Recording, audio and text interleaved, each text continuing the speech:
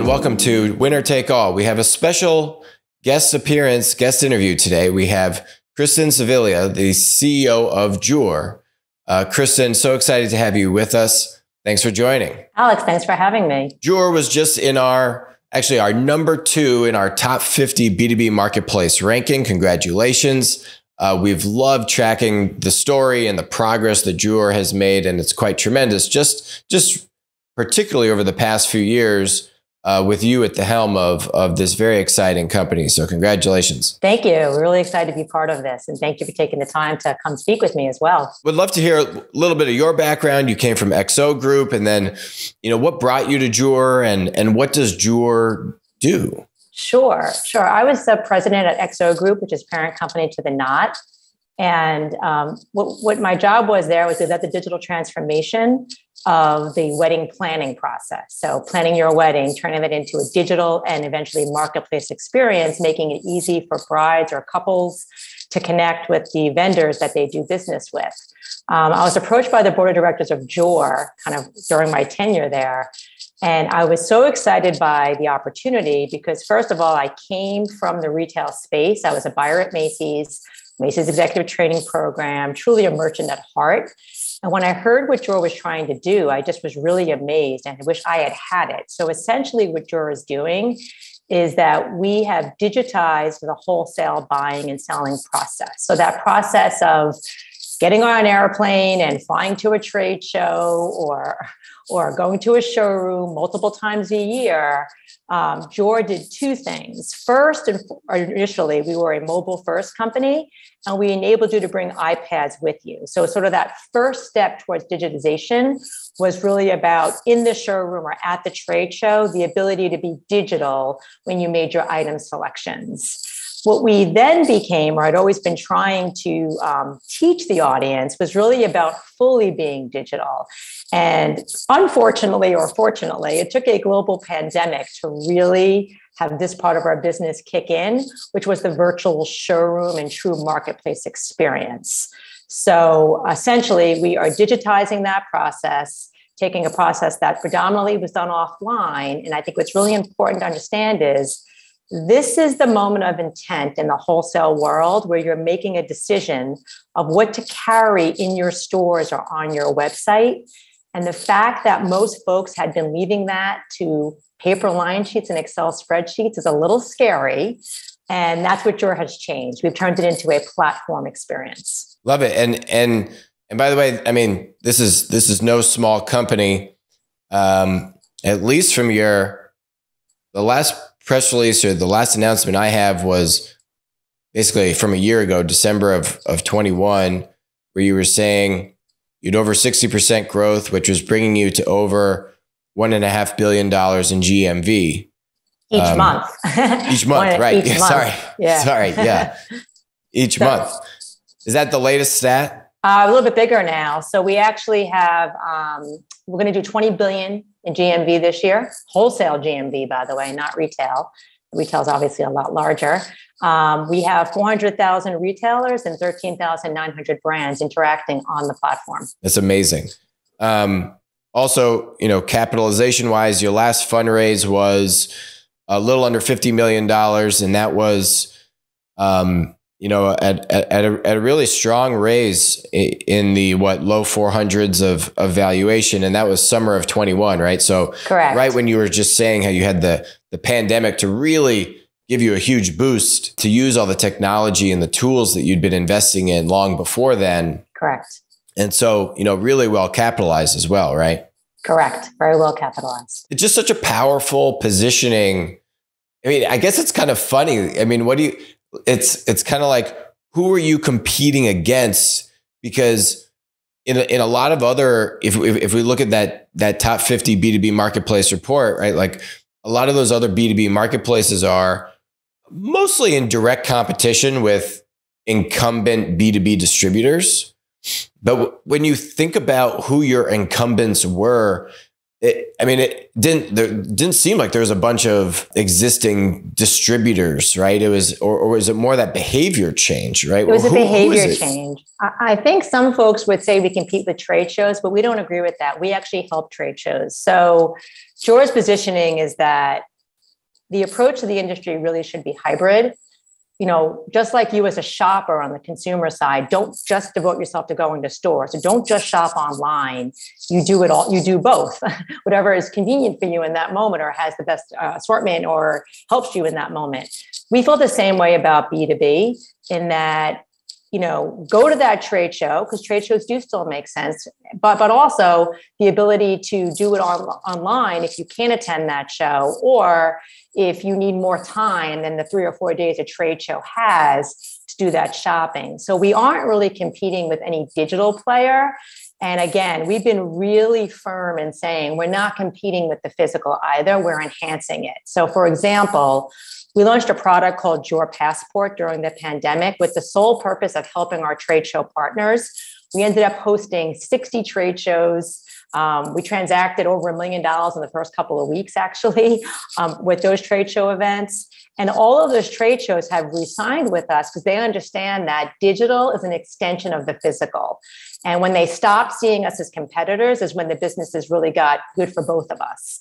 So today, whether you take our iPad to a trade show or you can't attend, but you're shopping that trade show from a distance, that trade show still gets credited with bringing together that connection. And in that case, Joor is the facilitator. You're really just helping to kind of enable a lot of these traditional existing forums to connect and have them be a part of your ecosystem, which makes a lot of sense. And the interesting positioning is also, if you look at your brands, whereas let's say other marketplace models in your space, right? You have a lot of very premium brands. I mean, you have a whole spectrum of brands, but you have a lot of premium brands as well.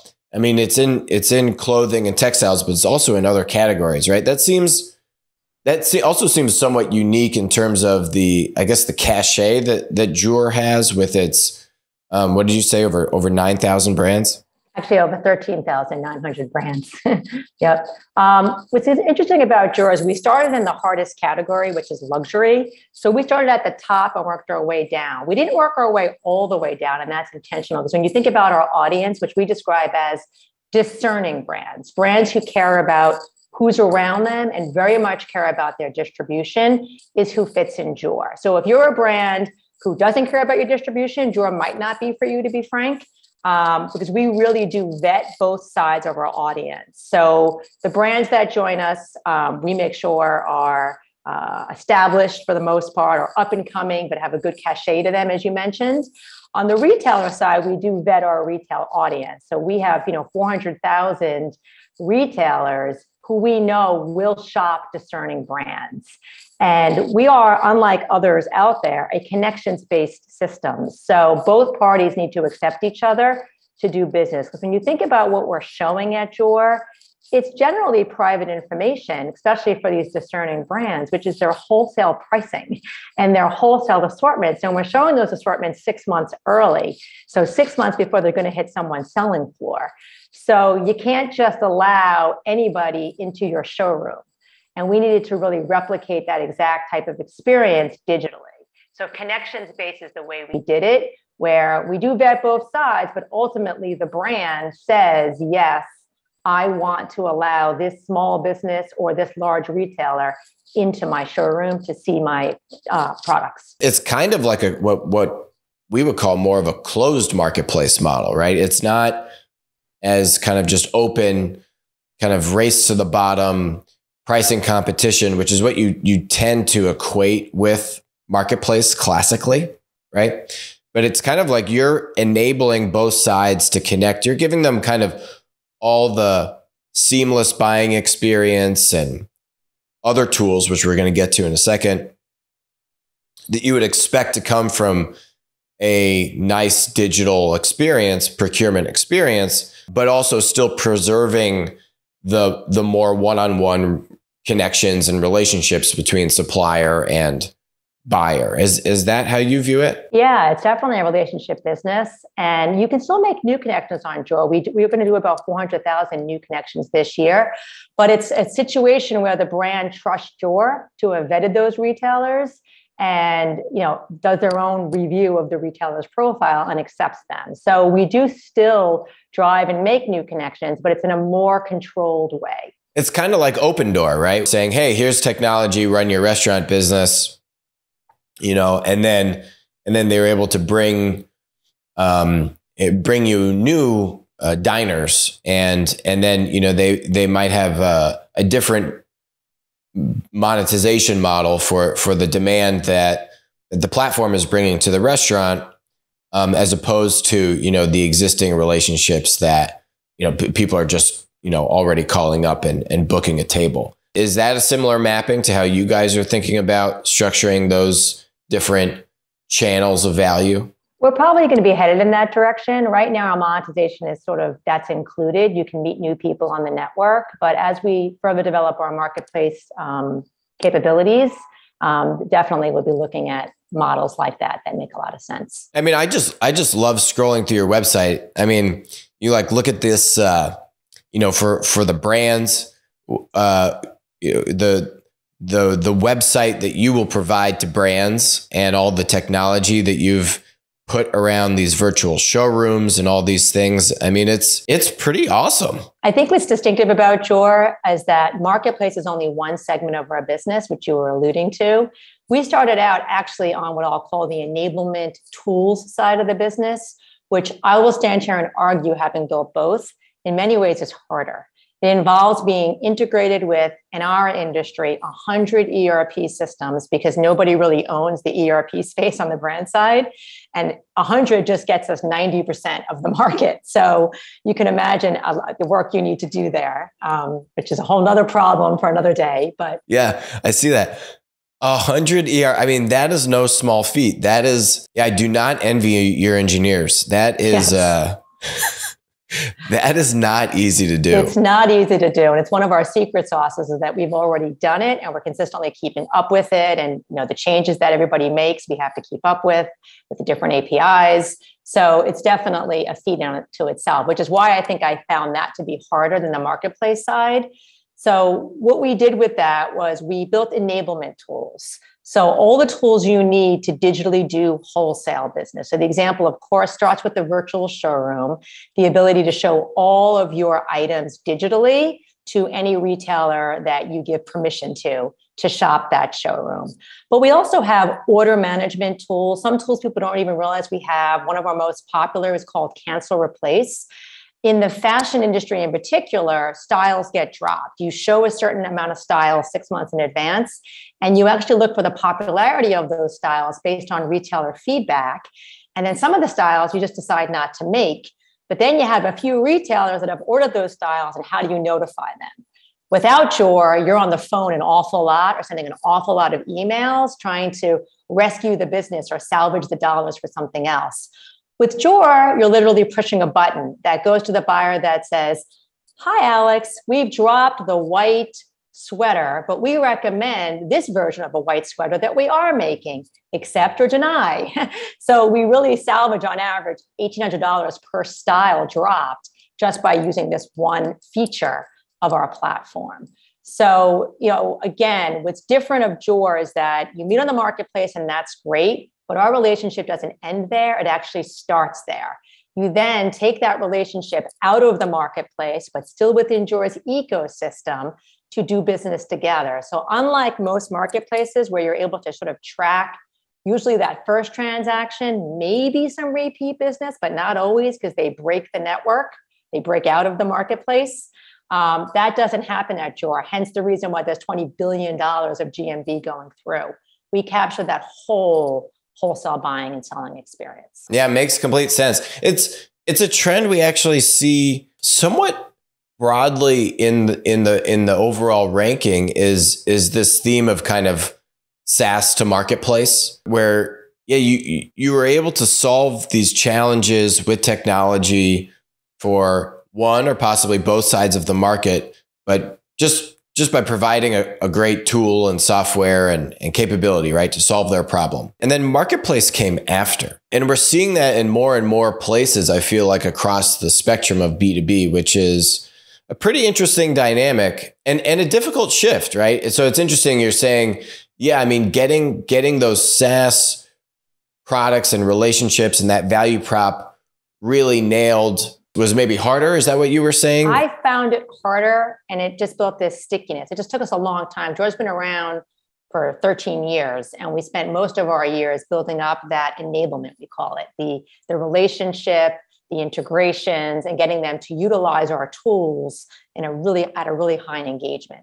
The marketplace came later, and because we already had 2 engaged audiences, it was a lot easier. Whereas if you're starting from scratch on just a marketplace, just the expense alone in getting the connections made, right? We haven't had to really do that because we sort of did it earlier in a different way. From an investor's thesis on Joor, if you can pull that together, that kind of SaaS and marketplace model together, that's kind of the holy grail. We see marketplace companies in the ranking that then are launching SaaS businesses for exactly the same reasons, right? They're trying to increase that stickiness.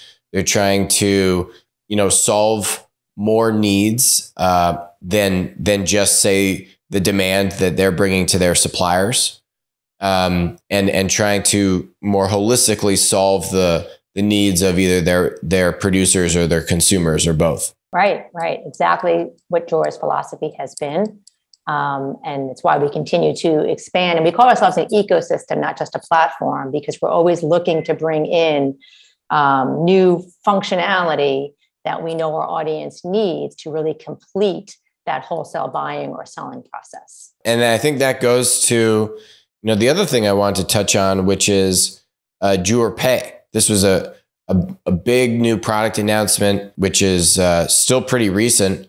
What does that entail? How did that all come about? Yeah, very excited about Joor Pay. Joor Pay was on my mind 5 years ago, believe it or not, or over 5 years ago when I joined Joor, because I felt that the other thing to disrupt, we already disrupted this buying and selling process that was offline Excel spreadsheets. But when you look at how this industry pays, they literally are offline. No one really has systems. They're on the phone. Give me your credit card. They're breaking all sorts of rules with PCI compliance or lack thereof, and trying to get items charged and shipped.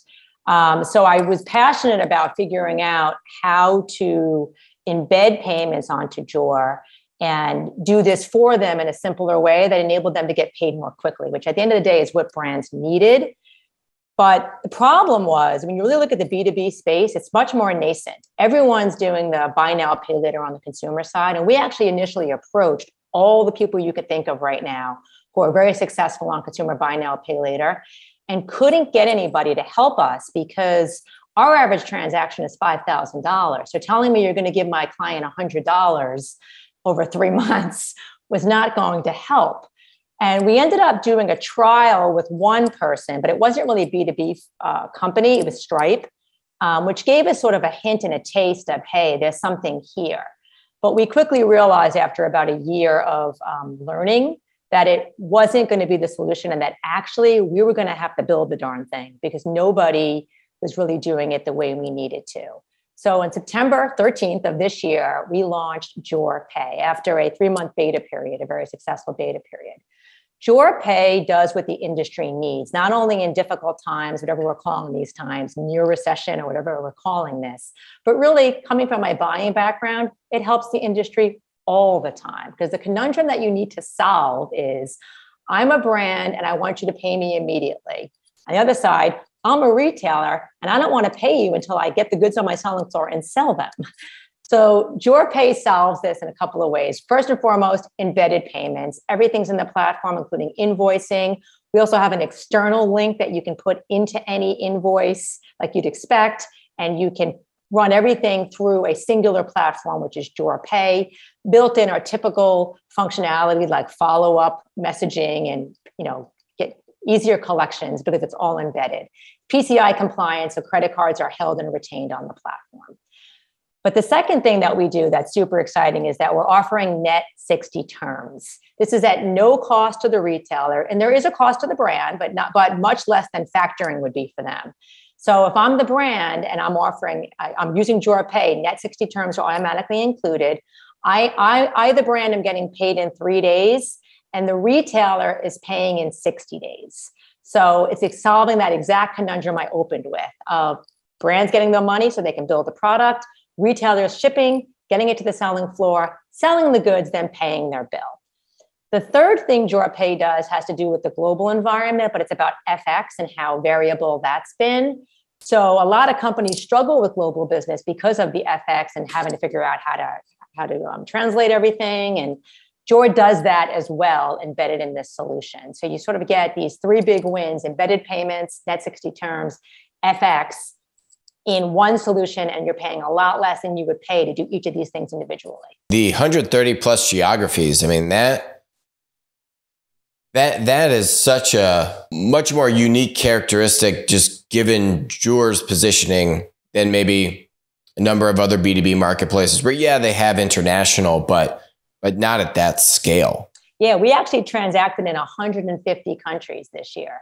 As small as Turks and Caicos, we have a B2B transaction. So, which I vacationed there, so I was excited to see that. But it's amazing when I go places and I'll see small businesses using Joor. It just warms my heart of just really how de facto this platform has become and embedded in the industry it has become. You're in a perfect position to solve these two-sided challenges.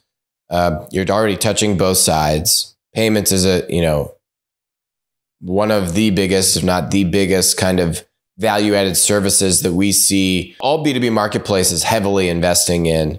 This B2B buy now, pay later that you talk about, the net 60, love that. And then, yeah, those 150 countries. I mean, that is no small feat. What it sounds like is there's really no one-stop shop or, one solution that could give you all of those capabilities. So you had to build some of it yourself. You had to, leverage outside partners for some of it, right? Like you had to actually put a few of these things together and roll it out yourself to actually meet the need that is specific to your buyers and sellers, right? Correct. Being with 20 billion in GMV, there's a lot of interest in people wanting to join Joor's ecosystem. So we're able to kind of use that, to wield that power wisely into convincing people to work together for the cause of betterment for the industry and the community. So we did that with Joor Pay. We do it with a couple of things in our ecosystem. We brought in, for example, we were the first to bring in 360 imagery and 3D imagery into the network. This was a little bit of luck on this part, I have to admit. I was looking at 360 imagery product before the pandemic, and I had signed a deal in February of 2020. In my mind, thinking, okay, this is going to take the industry a long time to adopt, but I want to be first. So I'm going to do this partnership. Overnight, by March, it became one of our most popular products because for a couple of reasons. We do it with a company called Orb 360, and their machines actually travel to the factory or to the showroom and do the photography of spinning imagery. And the minute the photo is taken, it's integrated into Joor. So then you have a image that is digitally available within Joor, which means what? It means retailers, with the permission of the brand, can access that image and bring it to their website. So we close that usually painful gap of shipping samples and then shooting the samples and then color touching the samples and somehow emailing the sample. Like we disseminated that whole thing into literally shot instantly in Joor, go pull it. It became, again, one of our most popular products, and we were first to market with it. And I'd say I agree that it's a little bit of luck there. I signed it with this sort of longer term vision, and it just took off. And we still do it today. I mean, everyone needs a little bit of luck. So that, I mean, and the imagery is amazing. I've been checking it out. I mean, I don't have access to your procurement portal, but it looks pretty awesome. So I'm sure I've seen it on other retailers' sites, right? Because that's going all the way through, not just in the wholesale buying, but then does this stuff daisy chain, or maybe not everyone does it, but some of the retailers could then actually put that on their e-commerce sites too? Exactly what they're doing. So that's the instantaneous moment of it. Again, it's always with the brand's permission. They own the imagery. So if a brand approves it, a retailer pulls from our site and uses it on their e-com sites. And that's what really breaks down that usually several step process of getting time to site. It greatly reduces time to site. So then not only do you have 100 plus ERP connections, but then are these, are a number of these retailers also then sucking kind of like product data and that stuff from you to then federate into their e-commerce sites as well? Yes, we have 30 pro retailers that do this. So that it is a paid solution at Joor to upgrade to pro. A free retailer, which is generally the small 400,000 boutiques around the world, get a free login and are invited by their brands. They can go in and they can just purchase goods, and there's no integration required. The upgraded folks like Neiman Marcus, Bergdorf Goodman, Printemps, Selfridges, these are the folks who use Joor's pro solution. They go beyond that. They're able to log in. With that login, they're seeing the whole experience in a singular showroom rather than showroom to showroom, and can truly assortment plan. I want the best red sweater available right now. Let me see all the red sweaters. So that's what the pro solution offers these guys. And then the data is digitally brought into their systems and fully integrated, that they can instantly pull data without having to wait or get emails with the data. It's just pulled from the platform. That's awesome. Is it, in terms of that, retailer lock-in, or, just so it's not retailer stickiness, let's call it, right? That seems like a major proponent to that, right? As opposed to saying, hey, well, why would you need multiple procurement portals, right? Or why would you need multiple places to procure product from if you're that merchandiser or that buyer at that retailer, versus just using Joor entirely, right? So it's correct. You have to bring them the product selection, which is one of the core marketplace value props. But then what are these other additional hooks and integrations or value add services like this pro program that really helps to cement that and say, well, yeah, maybe someone else has some one-off thing, but then it doesn't really integrate. I don't get the good imagery. So, probably wouldn't even sell as well, even if the product is nice. Right. But because you don't have the merchandisability of all the other things that come with it, it could still do okay, but it probably wouldn't perform at the same level provided from that pro experience. Definitely. And you get it quicker. So time decides everything in this industry, especially in the e-com world. So you can make better decisions because you have more data surrounding your decisions when you're in a platform or ecosystem like Joor. And it's a one-stop shop to pull everything in. So, when you think about how we started on the retailer side, for years, we were just a brand application. And when we first approached Neiman Marcus, which I did 6 years ago, I went to them and said, hey, I have 200 of your brands already using Joor. Let's go get the other 800 together. And that's what we did. So that's, we're selective in the retailers we have come in. We don't need every retailer to use Joor in a pro capacity. It's more about a network effect. Now we have about a 75% market share in luxury. So the majority of the luxury players use Joor. Harrods uses us as well. 24 Sevs, which is a company out in Europe, uses us. So we have, again, 30 this Dover Street Market. Dover Street Market uses us. Yep. Right by where I lived in New York. They were across the street. These guys are nice. They had also nice cappuccinos and fresh orange juice. They had a great experience store at DSM. Yeah, we love those guys. But that's what they see when they see Joor. They know that they do this one integration and they're getting access to the data of all their brands. And to be completely transparent, I don't have every brand. I'm working on it. For the ones I don't have, we offer a free solution where a brand at a minimum can upload their data into Joor so that retailer can have a holistic picture. And it's a great introduction to Joor for these brands that aren't quite large enough yet to invest in a wholesale system. So we democratize this experience. We want really to be holistic and to leave no retailer or brand behind. And if you're a retailer doing business, you need access to the data of everybody. So we facilitate that. So maybe the procurement happens in the existing channel, but at least then the product data and those things flow. Correct. Which makes a lot of sense. So,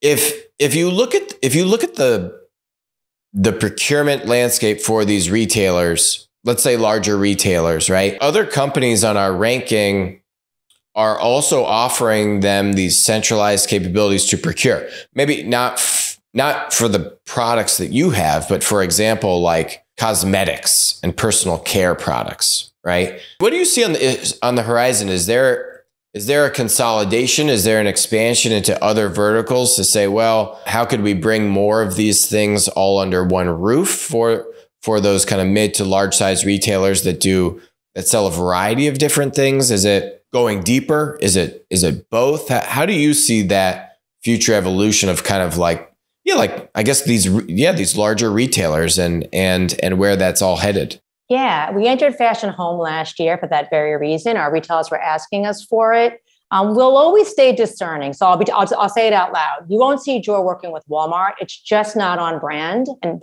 wonderful company, but just not on brand. All right, we have that on tape.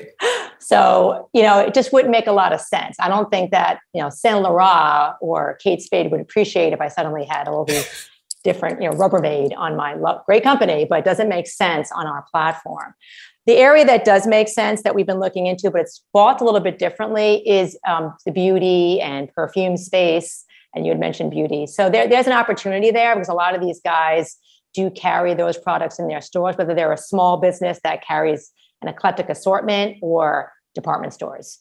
So, but it's a different business. So I always enter new categories and new countries in a very controlled way. I do it either with an investment partner, with a trade show, with something that gives us a hook in, so that we're not going in one by one, but I'm going in and starting with 100 of them, right? Because you really have to build momentum. It's hard to have one perfume brand on Joor and approach the second one and be like, I have one.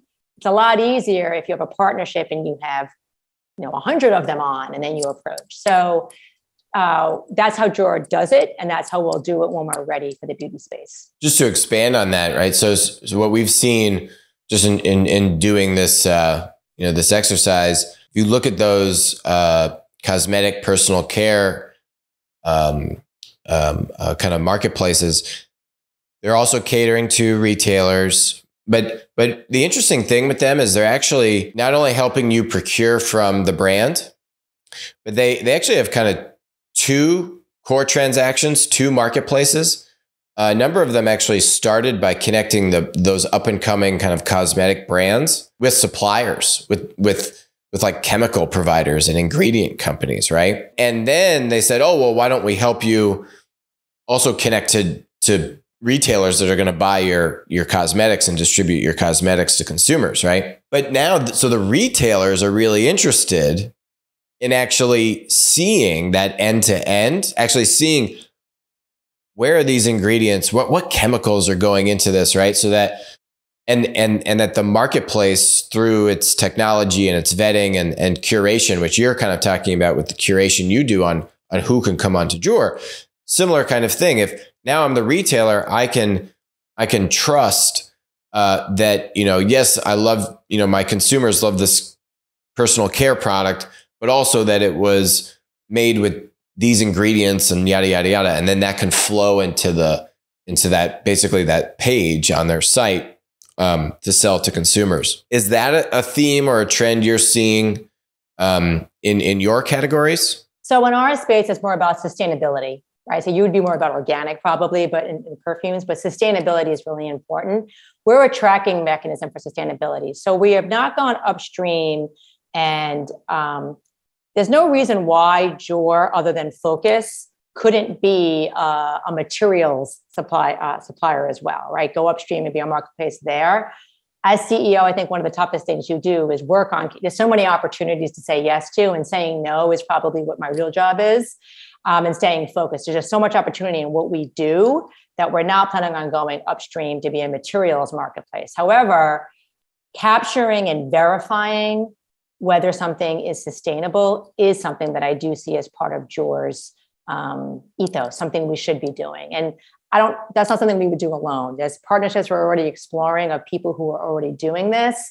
And do we utilize what they've already built to verify that this brand has met these standards and that these products this brand carries are in fact sustainable? Because when you think about where you're at, and this is one of the main reasons that we're working with Selfridges, they've all made these mission statements that they're going to be X% sustainable by 2026. And then they all looked at each other and said, how are we tracking this? Like, how are we going to do this and enter Joor, right? So we're able to help them track that X% of our assortment is meeting the sustainability standards that we have set. So that's definitely something that we are focused on and we see as important. Interesting. Yeah, I mean, so love the sustainability angle. And actually, I mean, it's great that I forget who was talking about this, right? Like a lot of big companies, they make these claims, we're going to do this. Everybody. I mean, I'm sure they want to do it, but then how do they actually do it? And how do they hold themselves accountable or actually have a mechanism to execute? So, I mean, on that same theme, you see a lot in the clothing and textile and shoes and space around sustainability. Another theme or another marketplace type, not B2B, so veering a little bit off, but just curious to get your opinion on these secondhand clothing marketplaces. I don't think there's necessarily kind of a wholesale or a B2B angle there, but I mean, that also seems to be another area where there's a big sustainability component to that. Absolutely. And like Etsy just bought Depop, last summer, right around when you were doing your fundraise, that had a big number, a little less than $2 billion. I mean, I loved that deal. I love that secondhand space. Is that something that you're also pretty bullish on, or not too familiar? Definitely bullish on secondhand space. I think it absolutely is the number one way that we can be sustainable as a community, for sure. These clothes are worn limited times. They're in great shape and give well-loved clothes to the next person at a discount. I think it democratizes luxury, gets more people into luxury and loving luxury. And now what you're seeing, which I think is exciting, is that it's very supported by the brands themselves. All the top brands have done something in this space. Their big thing is just about counterfeits. And as long as it's, verified real, they're okay with it now. And a lot of them are selling it themselves. So we're very supportive of it. I don't know that I'll see Joor directly in that space. Again, as an ecosystem, could we someday have a partnership of giving brands an opportunity to sell secondhand directly? Maybe. I would never do it myself. There's enough companies out there, but more of an integration type relationship. But definitely, whether Joor does something or not, bullish on the space for sure. Awesome. Yeah, I mean, some brands, I don't know, it's like maybe they don't have a means to execute on it, to your point. I mean, I actually think like Adidas, Patagonia, two of the big names. There's others that are equally as big that I've thought are a little lacking in this space. We don't need to go there, but it's definitely an area that for some of the brands that are out in front on it, it's pretty awesome to see. So agree with you there. Agreed. So, okay, we talked about a few things. Yeah, these look interesting. Yeah, that looks interesting, but we have to focus. You're the CEO, as you were mentioning, who knows what everyone's calling it, recession, softening, near recession, whatever is in vogue these days. It doesn't seem like anyone can agree on anything these days, but I mean, where is it that you would say is your focus and kind of priorities to bring Joor full circle in a lot of these areas you're talking about? Yeah, it's really about empowering brands and retailers to flourish. But the number one thing I see going into 23 is about transactional revenue and Joor Pay. I believe that the conundrum of needing your money fast on the brand side and needing time to pay on the retail side is the industry's number one problem. And our ability to help facilitate the solve for that, I think will enable business to continue more fluidly than it has been. So definitely Joor Pay and transactional revenue is our 2023 focus. Transactional revenue. I love the ring to that. I'm sure investors love the ring of that too. And I think that's probably, it sounds like you have some plans. Won't pry, but that certainly is the thing that if you can thread that needle correctly and have it be a win-win for both sides, then yes, huge unlock.